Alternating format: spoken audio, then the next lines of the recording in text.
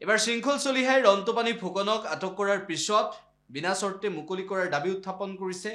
বিকাশ অসমৰ ক্ষেত্ৰত কি হ'ব সেয়াও শৃংখল চলিহাই সংবাদমেলৰ জৰিয়তে উল্লেখ কৰিছে আৰু একেটা সময়তে জুবিন গাৰ্গৰ ন্যায়ৰ ক্ষেত্ৰত বীৰ লাচিত সেনাই যি স্থিতি লৈছে সেই স্থিতি অব্যাহত থাকিব বুলিও হুংকাৰ দিছে শৃংখল চলিহাই। প্ৰেছ মিটটো অন্ততঃ কমপ্লিট কৰিব দিব লাগিছিলে।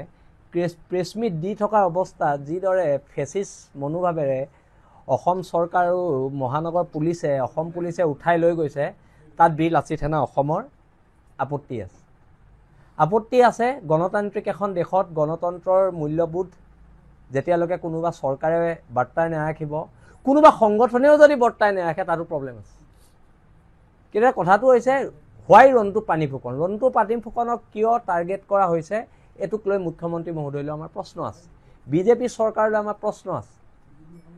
অতি শীঘ্ৰে ৰন্তু পানী ফুকনক 24 ঘণ্টাৰ ভিতৰত, লগতে উৎপল অসম ডাঙৰীয়াক আৰু আমাৰ তন্ময় চেতিয়া ডাঙৰীয়াক, এই তিনিজনক অতি শীঘ্ৰে মুকলি কৰি দিয়ক, নহ'লে কাইলৈৰ পৰা গণতান্ত্ৰিক প্ৰতিবাদ হ'ব আৰু সমগ্ৰ অসমত হ'ব, আৰু এই প্ৰতিবাদ চৰকাৰৰ বিৰুদ্ধে হ'ব। এতিয়া আমাৰ চৰকাৰলৈ মুকলি প্ৰশ্ন যে ৰন্তু পানী ফুকনক, উৎপল দত্ত ডাঙৰীয়াক আৰু তন্ময় চেতিয়াক কিয় এৰেষ্ট কৰা হ'ল, এটা প্ৰেছ মিটত অংশ লৈ থাকোঁতে কিয় এৰেষ্ট কৰা হ'ল, আৰু প্ৰেছ মিটটো বৰ্তমান সময়ত অসমত গণতন্ত্ৰৰ চতুৰ্থ স্তম্ভৰ শাৰীত নপৰে নেকি, তাক লৈ আমাৰ প্ৰশ্ন আছে। ইয়াৰ ফেচিষ্ট চৰকাৰ চলিছে, আৰু এই ফেচিষ্ট চৰকাৰৰ বিৰুদ্ধে যি গণতন্ত্ৰৰ শেষ স্তৰলৈকে প্ৰতিবাদ, সেই প্ৰতিবাদ চলি থাকিব। আৰু আজিৰ পৰা কাৰ্যকৰী হোৱাকৈ যিহেতু আমাৰ ওচৰত বহুতো অভিযোগ আহিছে গুৱাহাটী মহানগৰ সমিতিৰ মুখ্য সচিব বিকাশ অসমক লৈ, আজিৰ পৰা কাৰ্যকৰী হোৱালৈকে যেতিয়ালৈকে তেওঁৰ বিৰুদ্ধে উঠাই অপৰাধমূলক অভিযোগবোৰ আমাৰ সংগঠনৰ মজিয়াত তদন্ত নহয়, তেওঁক প্ৰাথমিক সদস্য পদৰ পৰা, বীৰ লাচিত সেনা অসমৰ প্ৰাথমিক সদস্য পদৰ পৰা বহিষ্কাৰ কৰা হৈছে, আৰু তেখেতক কামৰূপ মহানগৰৰ সকলো সমিতিৰ পৰা, সকলো বিষয়বাবৰ পৰা তেখেতক অব্যাহতি প্ৰদান কৰা হৈছে। এইটো আমি স্পষ্ট কৰি জনাই দিছোঁ, আৰু যেতিয়ালৈকে তদন্ত হ'ব, তদন্ত হোৱাৰ পিছত যিখিনি হয় সেইখিনি আপোনালোকৰ সন্মুখত আমি জনাম। আৰু এতিয়া কথা হৈছে, যিকেইজন ল'ৰাক কালি ধন দাবীৰ গোচৰত এৰেষ্ট কৰিছে, সেই ল'ৰাকেইজন, যিহেতু মোৰ স্বাস্থ্য খুব অৱনতি, মোৰ কালি অপাৰেশ্যনৰ পৰা মই আহি ঘৰ পাইছোঁহি, কিন্তু এই বিষয়টো আমি উত্থাপন কৰিছোঁ যে কিছুমান তাত বেলেগ দলৰ ল'ৰা থাকিব পাৰে, বেলেগ সংগঠনৰ ল'ৰা থাকিব পাৰে। এই কথাখিনি কোৱাৰ কাৰণে ৰন্তু পানী ফুকনক এৰেষ্ট কৰা হৈছে। সেই কথাটো হৈছে, যদি কোনোবা ৰাজনৈতিক দলৰ মানুহ আছে, বিজেপিৰ মানুহ আছে, যদি কোনোবা বীৰ লাচিত সেনাৰ মানুহ আছে, সেই বিষয়ত তদন্ত হওক। কিন্তু তদন্ত নোহোৱাকৈ এনেকুৱা ধৰণৰ ফেচিষ্ট যিখিনি কাৰবাৰ হৈছে, যে বীৰ লাচিত সেনাৰে ল'ৰা, বীৰ লাচিত সেনাৰ ল'ৰা কৈ আছে, কিন্তু এতিয়া প্ৰমাণ কৰক বীৰ লাচিত সেনাৰ ল'ৰা কোনকেইজন হয় তাত থকা, কোনজন বীৰ লাচিত সেনাৰ ল'ৰা আপোনালোকে প্ৰমাণ কৰক। আজি 20 জন ল'ৰাই আমাৰ লগত ফটো উঠিছে। মোৰ এইকেইদিন স্বাস্থ্য অৱনতি হৈ থাকোঁতে বহুতো ল'ৰাই আহিছে, তাত মোক খবৰ কৰিছে, প্ৰায়খিনি ল'ৰাই ফটো উঠিছে, প্ৰায়খিনি শুভাকাংক্ষীয়ে ফটো উঠিছে। তেতিয়া সেইবুলি সকলো বীৰ লাচিত সেনাৰ সদস্য হ'ব নেকি? আমি যিখন হোটেলত আছোঁ, সেই হোটেলখনত থাকোঁতে তাত থকা এজন ৱেটাৰেও মোৰ লগত ফটো মাৰিছে, সেইবুলি তেওঁ বীৰ লাচিত সেনাৰ সদস্য হ'ব। এতিয়া কথা বতৰাবিলাক চৰকাৰে স্পষ্ট কৰক আৰু ৰন্তু পানী ফুকনক এৰি দিয়ক। বিনা চৰ্তে ৰন্তু পানী ফুকন ডাঙৰীয়াক মুকলি কৰক, উৎপল অসম ডাঙৰীয়াক মুকলি কৰক, তন্ময় চেতিয়া ডাঙৰীয়াক মুকলি কৰক। কাৰণ ফেচিষ্ট নীতিৰে যদি চৰকাৰে ভাবে যে আমি হিটলাৰী শাসন ব্যৱস্থাৰে বীৰ লাচিত সেনাক দমন কৰিম, বীৰ লাচিত সেনাক নিষিদ্ধ কৰি দিব, লাচিতৰ দেশত বীৰ লাচিত সেনাক নিষিদ্ধ কৰিব, এইটো কেনেকুৱা ধৰণৰ কথা? এটা গণতান্ত্ৰিক প্ৰমূল্যবোধৰ মাজত আছোঁ।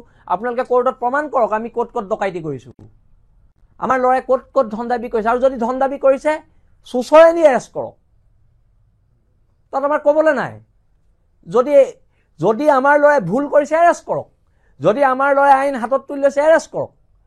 কিন্তু আপোনালোকে এটা মিছা প্ৰপগেণ্ডাত আমাৰ মুখ্য সচিবক প্ৰেছ মিটৰ পৰা চুচৰাই নি পেলাই থানাত ভৰাব, জেল হাজতলৈ প্ৰেৰণৰ যোজা কৰিব, এইটোতো নহ'ব। এইটো গণতান্ত্ৰিক মূল্যবোধত এইটো বস্তু নপৰে, আৰু নচলিবই এইবিলাক কথা।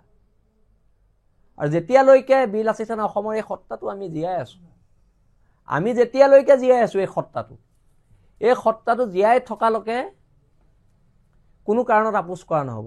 আৰু আজি যদি চৰকাৰে এনেকুৱা ধৰণৰ দমনমূলক নীতিৰে বীৰ লাচিত সেনাৰ সত্তাটো শেষ কৰিব পাৰে? প্ৰথম কথা নোৱাৰে। যদি শেষ কৰিবলৈ চেষ্টা কৰে তেতিয়া কিন্তু চল পাব অবৈধ ৰূপে বাংলাদেশৰ পৰা অহা মানুহখিনিয়ে, তেতিয়া কিন্তু চল পাব বহিৰাগত শ্ৰেণীৰ মানুহখিনিয়ে, তেতিয়া কিন্তু চল পাব ইয়াত অসাধু কাৰ্য কৰি থকা বহিৰাজ্যৰ বেপাৰীসকলে। সেই কথাটো কিন্তু চৰকাৰে মনত ৰখা উচিত। আজি বীৰ লাচিত সেনা অসমৰ সত্তাটোৰ কাৰণে হিন্দুৱে হওক মুছলমানে হওক অবৈধ বাংলাদেশীয়ে অন্তত অসমত কথা এটা কওঁতে 10 বাৰ ভাবে। আজি বহিৰাগত মানুহ এটাই অন্তত জাতিটোৰ বিৰুদ্ধে যাবলৈ 10 বাৰ ভাবে। কাৰ কাৰণে? বীৰ লাচিত সেনা অসম নামৰ এই সত্তাটোৰ বাবে। আৰু এই সত্তাটোক চৰকাৰেও শ্ৰদ্ধা কৰিব লাগিব। আমি পুনৰবাৰ কৈছোঁ, হিমন্ত বিশ্ব শৰ্মা গৌৰৱ গগৈ আমাৰ নেতা নহয়, বা কোনো এতিয়া যিমানকেইটা আঞ্চলিক দল আছে কোনো এজনৰ নেতা আমাৰ নহয়। বীৰ লাচিত সেনা এখন সংবিধান আছে, আমি সংবিধানৰ ওচৰত দায়বদ্ধ, আমি খিলঞ্জীয়া মানুহৰ ওচৰত দায়বদ্ধ। কিন্তু তাৰ পিছতো যদি আমাৰ ওপৰত বাৰে বাৰে এনেধৰণৰ ফেচিষ্ট আক্ৰমণ চলি থাকে, তাৰ বিৰুদ্ধে কিন্তু প্ৰতিবাদ হ'ব। তেতিয়া কিন্তু চৰকাৰে আকৌ আবুল তাবুল কিছুমান কথা কৈ লাভ নাই, প্ৰতিবাদ হ'ব। আৰু এই প্ৰতিবাদটোলৈ চৰকাৰ সাজু থাকক। মোৰ স্বাস্থ্য অতিকৈ বেয়া, তথাপিতো দেশ জাতিৰ কাৰণে, অসম নামৰ মাজনীৰ কাৰণে যদি পুনৰ ৰাজপথত নামিবলগীয়া আমি নামিম। কিন্তু এটা কথাটো হৈছে, ৰন্টু পানী ফুকনক কাৰ প্ৰৰোচনাত এৰেষ্ট কৰা হ'ল?